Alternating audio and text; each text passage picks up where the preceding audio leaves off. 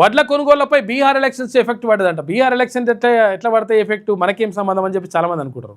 కాకపోతే అంటే ఇప్పుడు పొలాలలో చాలామంది బీహార్ వాళ్ళు అది వరి కోతలు కానీ తర్వాత ఇవి పనులన్నీ వేయడానికి లేకపోతే బస్తాలు మోయడానికి ఏది ఇక్కడ రైస్ మిల్లులల్లో ఇవన్నీ పనులు బీహార్ వాళ్ళు చేస్తున్నారు చాలామంది, చాలా చోట్ల జరుగుతుంది. అయితే దీంతో ఏమవుతుంది, ఇప్పుడు బీహార్ ఎన్నికలు ఉండడంతో వాళ్ళు బీహార్ పోయిరట ఏది ఓటు వేయడానికి. 11 తారీఖు నాడు ఎలక్షన్స్ ఉన్నాయి మళ్ళీ. అయితే పోయినరు వాళ్ళు పోవడంతో చాలా ఇబ్బంది అవుతుందంట. దానికి సంబంధించినటువంటి కథనం కనిపిస్తూ ఉంది. ఓటేసేందుకు వెళ్ళిన ఆ రాష్ట్ర కూలీలు హమాలీలు లేక మిల్లుల్లో లోడింగు అన్లోడింగ్ ఇబ్బందులు పడుతున్నారట. కూలీలు లేక కొనుగోలు సెంటర్లలో ఆగుతున్న కాంటాలు. రాష్ట్ర వ్యాప్తంగా ధాన్యం కొనుగోళ్లపై ప్రభావం పడుతున్నది. ఇక రాష్ట్రంలో ధాన్యం కొనుగోళ్లపై బీహార్ ఎలక్షన్స్ ఎఫెక్ట్ పడింది. రాష్ట్రంలో సుమారు 2000 దాకా రైస్ మిల్లులు ఉండగా చాలా చోట్ల బీహార్ కూలీలే అమలుగా పనిచేస్తున్నారు. వీరిలో చాలామంది బీహార్ ఎన్నికల కోసం సొంత రాష్ట్రాలకు తరలి వెళ్లడంతో మిల్లుల్లో లోడింగ్ అన్లోడింగ్ నిలిచిపోయి లారీలన్నీ మిల్లుల వద్దే బారులు తీరుతున్నాయట.